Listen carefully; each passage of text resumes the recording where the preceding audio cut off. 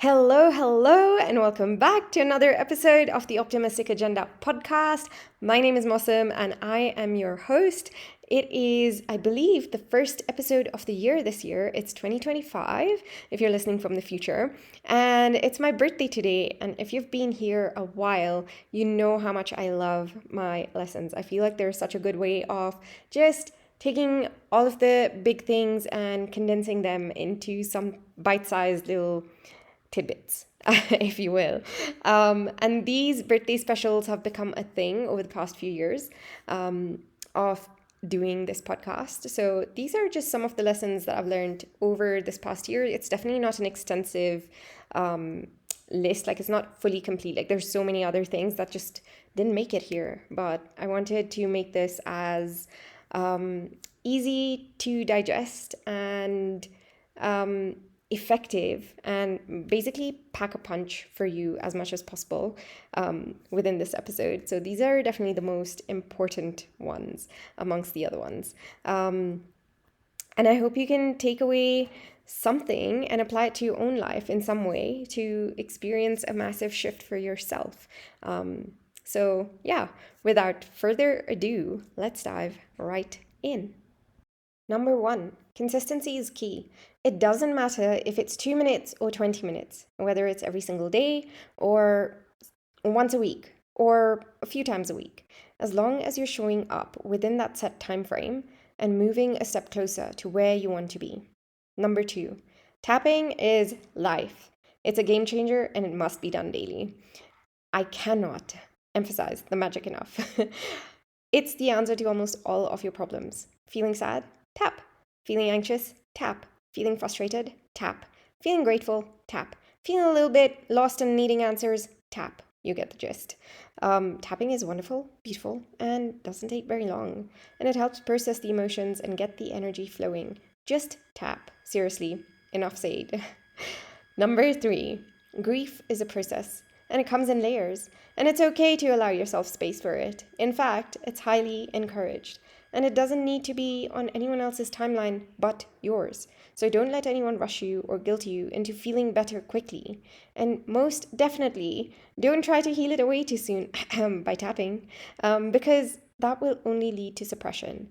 So give it some time, allow for yourself to grieve and process all of the emotions, to feel everything, and then resort to those other methods eventually. Feel it to heal it. And that brings me to another big lesson. Number four, feel it all. Your feelings are valid. You are not crazy or unreasonable or anything else anyone else might be telling you. Grief isn't the only thing that we suppress. Avoidance in general of whatever we're feeling just creates more resistance. But 5 minutes of just allowing yourself to be and allowing whatever you're feeling without judgment to come up and giving it space is like waving your wand and making magic. Seriously, try it. Number five, question everything. Take nothing and no one at face value because nothing is as it seems. And it's good to be a good questioner. So learn to be a good questioner and do your research. And trust yourself, trust your instinct, trust your gut. Number six, do things that interest you without an agenda or an ulterior motive. Because not every hobby or interest needs to serve a purpose per se. It doesn't have to always be monetized. It can just be something for you. I started learning Korean some months ago, and I've had lots of people around me asking me why I'm learning it, or what I'll use it for, where, or what I plan to do with it. And some have even had the audacity to tell me to learn something else instead, because why should I be learning Korean of all things, right? And it's so random. What? Anyways, I am learning it because it's interesting to me. I'm learning it because I want to and for no other reason. There is no ulterior motive behind it other than I am interested in it because I genuinely enjoy it and find it fascinating. So maybe it will be useful in some monetary way in the future, maybe not.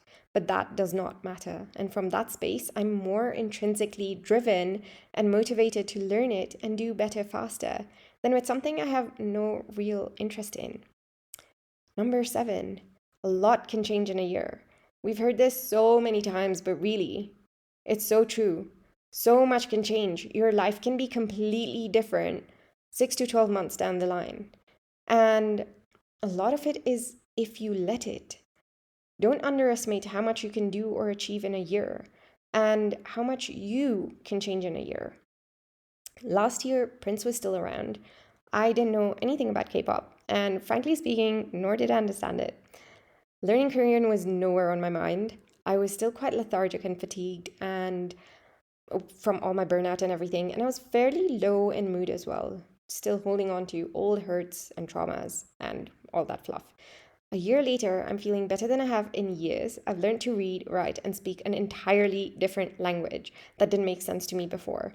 I've got a newfound sense of certainty and confidence, and I'm constantly and consistently pushing the edges of my comfort zone.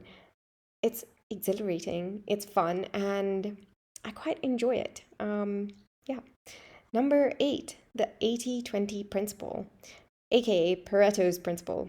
Focus on the top 20% of things that are going to get you 80% of the results. Or adding some very metaphorical steroids to it and changing it to 95-5, where you focus on the top 5% that on the top 5% of things only that get you 95% of the results. I've heard this somewhere from someone. I think it might have been James Wedmore, so I can't take credit for it. Either way, stay focused on what is most important and what the needle moving tasks are to create that change.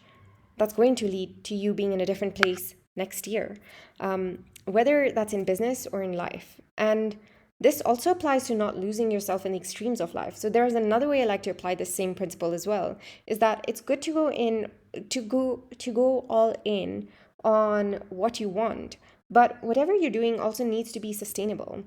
Otherwise, you're just going to burn out, or something else. You just fall off. It's easy to fall off. This is how fad diets work, right? All the extremism, and to do that, it's about balancing and towing the middle line. And playing in that sort of metaphorical middle. So that is more about like doing what you need to do 80 to 95% of the time, whether that's studying, working, doing your workouts, eating good food, nutritious food, drinking your water, healing, tapping on all of those limitations, doing your scripting, all of that fun stuff. And letting loose a little in the other 5 to 20% of the time. So whether that's eating your chips and cupcakes, or whether that's taking a rest and binge watching all the K-dramas, or whatever it is, it's called balance. So yes, number 9, talk is cheap. Actions speak louder than words, always. Aim to be in integrity, not just for others, but for yourself. Because when you trust yourself to follow through, that trust breeds confidence. Which brings me to number 10. Action is also where the magic of manifestation lies. Now, some people will not like what I'm about to say and will want to come at me for saying this, but please just don't. And if you really can't help yourself, bring irrefutable proof to back yourself, okay? Okay. I'm all about manifestation. In fact, it's how I started out on my coaching journey. But listen, I am sharing this for free because I learned it the hard way, so hopefully you don't have to. You can do all the meditations, the scripting, and the tapping all the live long day, but unless you back it up with action, very little is going to just magically drop into your lap within seconds of thinking about it. It's not impossible and has definitely happened for me on some occasions, but it's not going to be the case 100% of the time. The real magic lies in aligned action, because even a lottery winner had to go to the shop, buy the ticket, and submit it to be included in the ballot. Number 11, do the thing. Do it small, do it scared, do it messy, do it imperfectly, but do it anyway. Because the time will pass anyways, and you will wish you'd started today. And looking back, you'll realize you knew more than you were giving yourself credit for, wondering why you were even doubting yourself.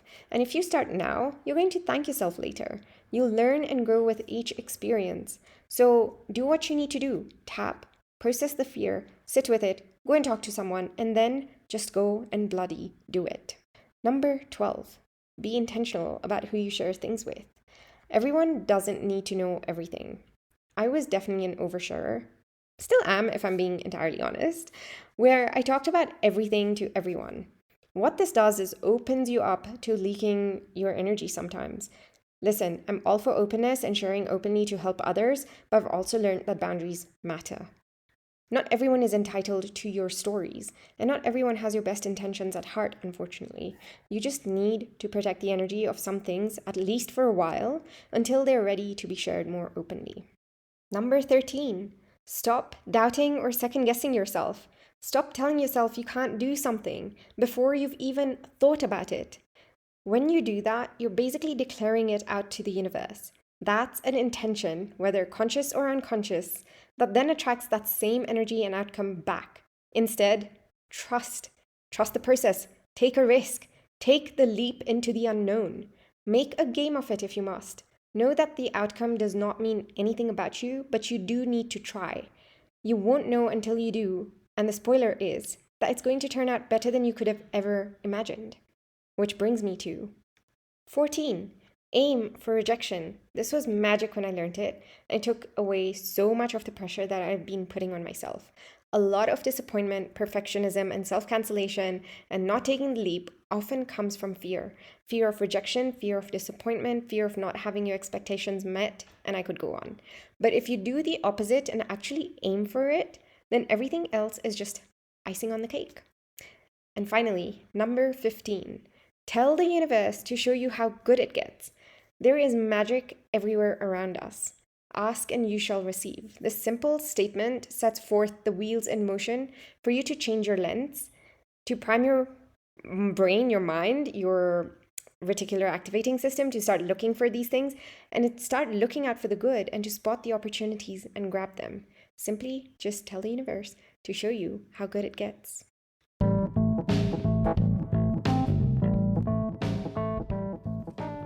Thank you for tuning in to another episode of the Optimistic Agenda podcast. If you loved what you heard, make sure to hit that subscribe button so you never miss an episode. I would love for us to stay connected, and I'm always excited to hear your thoughts. Find me on Instagram at The Optimistic Agenda, where I also share more inspiration and behind the scenes moments. If today's conversation resonated with you, please do me a favor.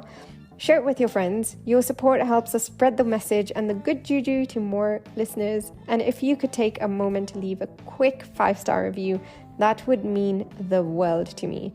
It's like a virtual high five. Remember, you are so much more powerful than you were made to believe. And I will see you in the next episode. Bye.